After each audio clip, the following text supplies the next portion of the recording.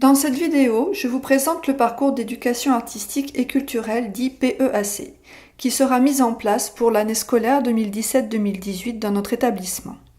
Il touchera tous les élèves de la moyenne section au CM2, mais il ne demande qu'à s'élargir au collège et lycée, car il concerne la communauté éducative dans sa totalité. Le thème choisi est celui de l'écologie sonore, ou comment mieux entendre pour mieux voir et appréhender le monde qui nous entoure, et cela par les médiums que sont l'art et la culture. Avant la lecture de cette vidéo, je vous propose quelques conseils d'utilisation. Vous observerez que bien souvent ce qui est dit est différent de ce qui est écrit. Je vous invite donc à mettre la vidéo sur pause autant de fois que nécessaire afin de prendre connaissance de toutes les informations. Par ailleurs, cette vidéo n'est autre qu'un réservoir d'idées, de façon à ce que chaque enseignant, en fonction de sa sensibilité, de ses pratiques, puisse trouver ce qui lui convienne. Il ne s'agit pas, bien entendu, de tout réaliser, mais de puiser les idées qui vous intéressent dans ce réservoir. De la même façon, ce parcours s'inscrit dans toutes les disciplines d'enseignement et trouve ses entrées dans les programmes, ce qui est rappelé tout au long de cette présentation. Les problématiques envisagées sont: comment vivons-nous avec les sons? Dans quel environnement acoustique vivons-nous? Comment percevons-nous cet environnement? Est-il possible de le modifier? Peut-il influencer le climat scolaire? Et évidemment, quelles sont les différentes dimensions du son? Le PEAC a pour principaux objectifs de permettre aux élèves d'acquérir une culture artistique personnelle, de les initier aux différents langages de l'art, de diversifier et développer leurs moyens d'expression. Ce dispositif demande aux enseignants de respecter un cahier des charges imposé par le ministère, s'appuyer sur les domaines des arts et de la culture, c'est-à-dire art de l'espace, du langage, du quotidien, du son, de la scène, du visuel, de la culture scientifique et technologique. Et de respecter 3 piliers essentiels inhérents au parcours que sont les connaissances, qui renvoient directement au savoir que doivent s'approprier les élèves et au programme, les pratiques, notamment par toutes les activités de création et d'expérimentation, et les rencontres, soit avec des artistes ou bien avec des lieux ou des monuments. Le point de départ de cette aventure est la conscientisation de l'environnement sonore dans lequel nous vivons. Il est donc nécessaire de faire un point sur les habitudes sonores des enfants, adolescents et adultes qui occupent l'école. Cette conscientisation se réalise au moyen de 2 actions de départ. La première, faire établir un parcours par un designer sonore à l'intérieur et autour de l'école afin qu'enseignants et élèves deviennent des promeneurs écoutants. Par cette promenade sonore, nous pourrons mesurer les ambiances et niveaux sonores traversés et faire un constat sur l'environnement, donc, de notre quotidien. La deuxième action est de proposer une animation comme par exemple un concert interactif autour des habitudes sonores des jeunes et des troubles auditifs qu'ils encourent. À partir de ce constat et de cette prévention, chacun pourra se positionner comme il l'entend. Les enfants seront, eux, grandement sensibilisés. En résumé, sensibiliser les élèves à leur environnement de travail par le biais de la prévention d'une part et par l'implication des élèves eux-mêmes à réagir face à cette conscientisation et de proposer des solutions d'autre part.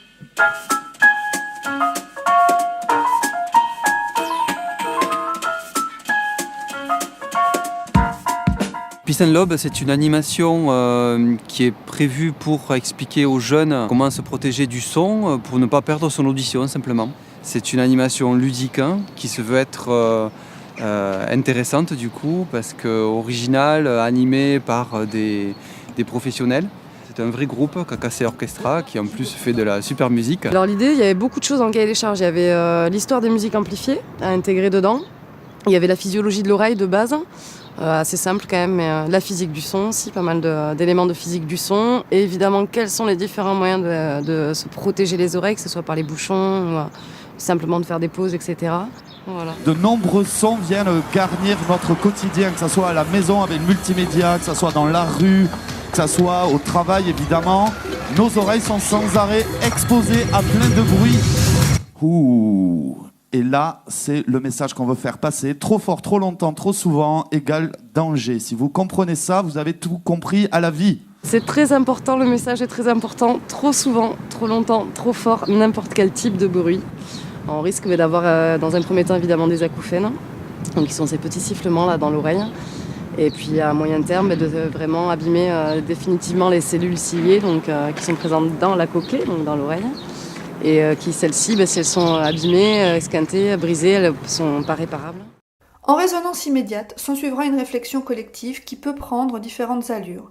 proposer un bilan sonore avec plan des lieux d'occupation par les enfants de l'école, élaborer des jeux, une signalétique commune pour faire respecter les ambiances sonores qu'imposent les lieux de vie communs, mener des actions de prévention auprès des plus petits, collecter les sons de l'école, comprendre la physique du son, le fonctionnement de l'oreille, rencontrer des professionnels spécialistes. Beaucoup de propositions existent dans le but d'améliorer les espaces sonores de notre quotidien. En parallèle, tout un travail sur le vocabulaire servant la thématique peut être effectué, et ce, dans n'importe quelle langue. Voici un exemple avec les 12 mots du son. Varie, encore un mot qui rime avec lui-même. 2 syllabes presque symétriques, mais la deuxième caricature la première. Chari, varie. Rien de tel pour évoquer un bruit furieux qui dérange, qui irrite. Mais même s'il a une forme très expressive, le mot a aussi une histoire et une origine. Enfin, une ou plusieurs. Il pourrait venir de 2 mots grecs, kara et baria, qui évoquent la tête lourde, ou d'un vieux verbe français qui, dans la langue de la chasse, signifiait « exciter les chiens », ou encore d'une ancienne langue hébraïque. Un mot un peu semblable, il désigne le vacarme qui ponctue certaines manifestations publiques. En fait, on n'est pas très fixé. Mais justement, l'obscurité de ses origines rend le mot encore plus convaincant puisque on n'y comprend rien et justement, c'est bien ça qu'on veut exprimer. Les significations de charivari évoluent également selon les époques. Le mot a pu désigner un tapage fait délibérément pour ridiculiser une cérémonie, un remariage ou un mariage mal assorti comme une parodie de marche nuptiale. Donc, il est question d'une cacophonie qui prétend dire la vérité et qui fait tomber les masques en exprimant tout haut et très fort ce que tout le monde pense tout bas. Aujourd'hui, charivari s'emploie bien sûr à propos d'un tintamarre terrible, mais le plus souvent on l'utilise à propos d'une musique tonitruante qui ne se distingue pas d'un bruit confus. C'est une façon de dire qu'elle n'a aucun sens et qu'on n'y décèle ni beauté ni intention. Et selon les goûts ou les dégoûts, elle peut s'appliquer à un concert de hard rock ou à un opéra de Wagner. L'édition 2017, 10 mois 10 mots, a pour thématique sur tous les tons et entre également dans notre problématique. On peut aussi dessiner les mots. Ah, la destination des prochaines vacances, un choix qui prend parfois des allures de dilemme. Si certains sont plus montagne que mer, ou l'inverse, tout le monde sera au moins d'accord sur une chose, les 2 M de dilemme. Avec le S de saxophone, la session peut être mélodique. Avec le C de copyright, la session est toujours juridique.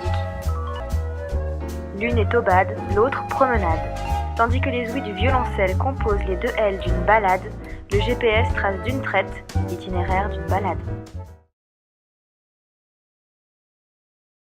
Bien sûr, ce n'est qu'un échantillon d'idées, il y en a bien d'autres qui existent et qui restent à imaginer. Dans cette deuxième partie, il s'agit de développer une somme d'activités autour du thème du paysage sonore, concept inventé par le Canadien Murray Schafer en 1977. Ce concept peut se développer à l'infini. En voici quelques propositions qui peuvent trouver plusieurs entrées différentes. Par l'histoire, invention de l'électricité et ce qui en découle, la musique concrète, les représentations du bruit dans l'histoire des arts. Par la science, la physique du son, l'acoustique, la physiologie de l'oreille. Par le numérique, l'informatique musicale. Et par la création de paysages sonores ou cartes postales sonores.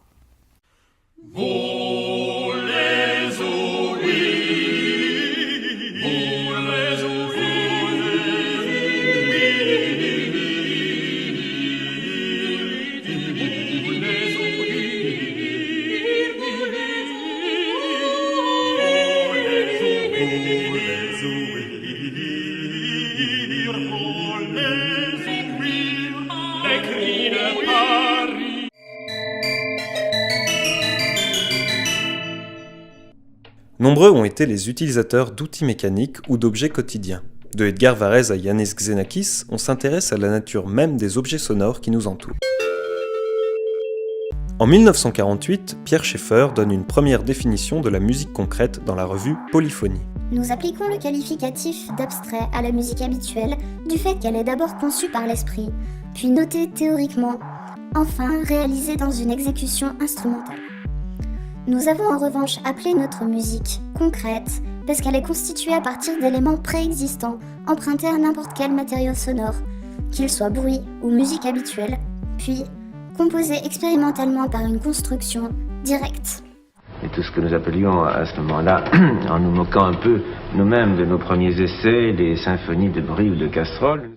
Schaeffer disait Un son concret, c'est par exemple un son de violon, mais considéré dans toutes ses qualités sensibles et pas seulement dans ses qualités abstraites qui sont notées sur la partition.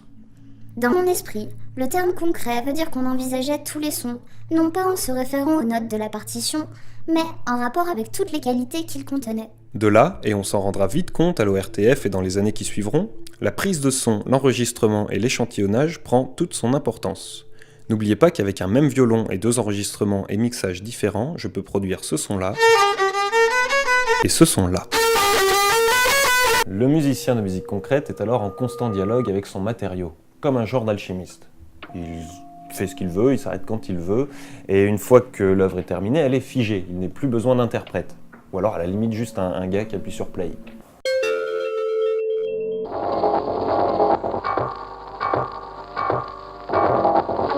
Étude aux allures.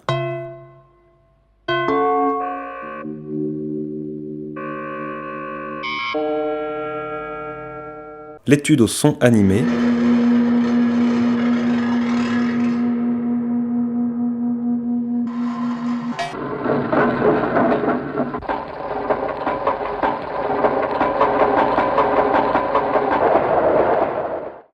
Le paysage sonore peut se réaliser dans d'autres domaines artistiques que le domaine musical. Il peut se réaliser en littérature, en art plastique, par la BD, par le graphisme et d'autres médiums. Autrement dit, parler du son sans l'entendre. La carte postale sonore s'apparente à la carte postale par son format miniature, mais elle est uniquement auditive, sorte de cinéma pour l'oreille. La carte postale peut retranscrire les ambiances d'un lieu, elle peut être narrée ou prendre d'autres formes sonores. Carte postale sonore 1.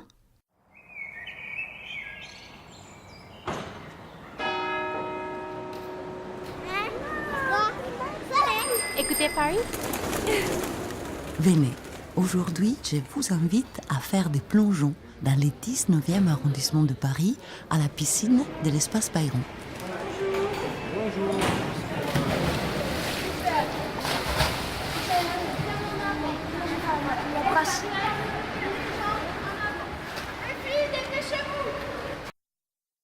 Carte postale sonore 2. Écoutez Paris dans la valise sonore d'Erach Gurden. Écoutez Paris. Je ne vois pas comment un enfant ne peut pas être fasciné par un métro.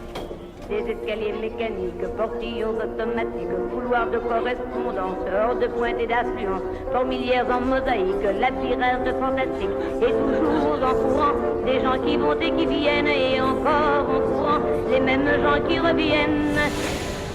Quand on ne connaît pas du tout le métro, on est aussi fasciné non seulement par le fait que le métro il soit aérien, donc il circule sur des ponts, mais en plus sous terre, donc dans des énormes tunnels. Le métro qui planait sous Paris, doucement s'élance et puis s'envole sur les toits de Paris. Direction Étoile, prochain train dans 1 minute, le suivant dans 4 minutes. Un autre thème possible est explorer les relations qu'entretiennent images et sons, analyser les contenus télévisuels mais aussi radiophoniques, les bruitages à l'écran comme à la scène, évidemment les techniques d'enregistrement. Je rappelle que la physique du son est présente dès la phase expérimentale du projet, outil essentiel à la sensibilisation. Et enfin, la photographie sonore qui se distingue de la carte postale sonore car elle part d'une image fixe et donne lieu à de courtes pièces multimédia. Exemple réalisé par des élèves de SECPA. Ce mur est gris, noir, avec des briques à l'intérieur, de couleur de fenêtre, de couleur très dans une fenêtre de couleur très noire.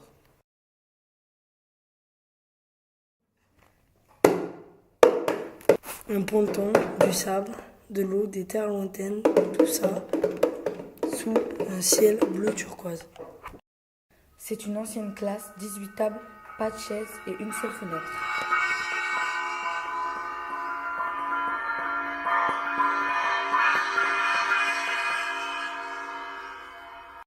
C'est une rose rouge et ronde sur fond noir et des écritures.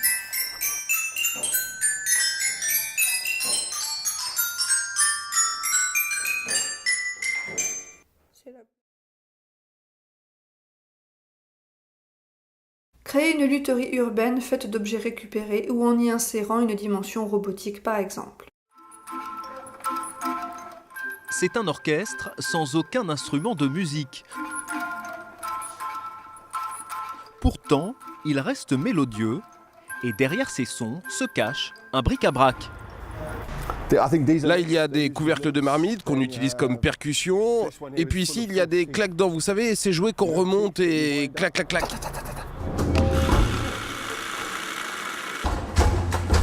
Chaudrons et poubelles se font tambour, mais en plus des percussions, il y a aussi des instruments à vent, eux aussi créés à partir d'objets de récupération.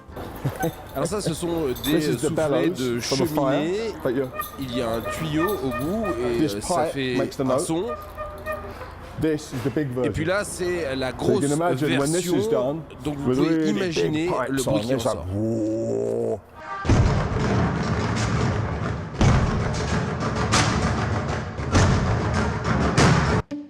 Des mois de préparation dans leur atelier de Brighton en Angleterre, où tous ces objets glanés aux quatre coins du pays ont été réunis, assemblés et longuement testés.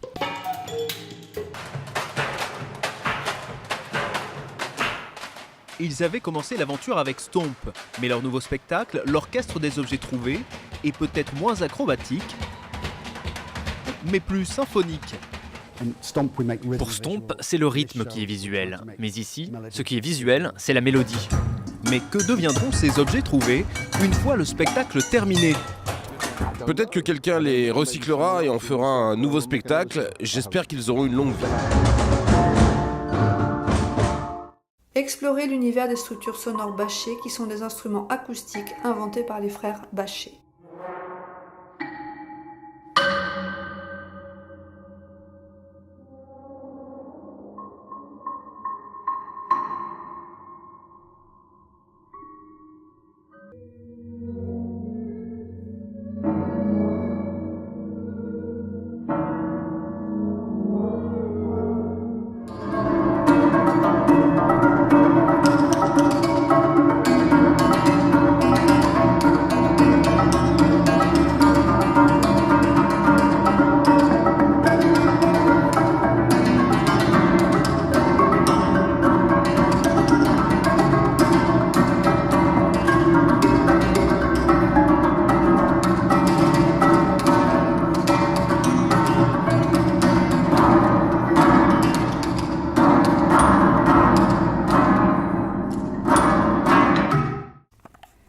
Ce dernier volet propose une approche en lien avec les sciences et vie de la Terre et aborde le concept de biophonie inventé par Bernie Krause. On peut aussi y associer la géophonie. De ces découvertes peut s'ensuivre une réflexion sur repenser le son des villes, aborder des méthodes de soins ou de relaxation liées au son comme des massages sonores, envisager en quelque sorte un autre futur.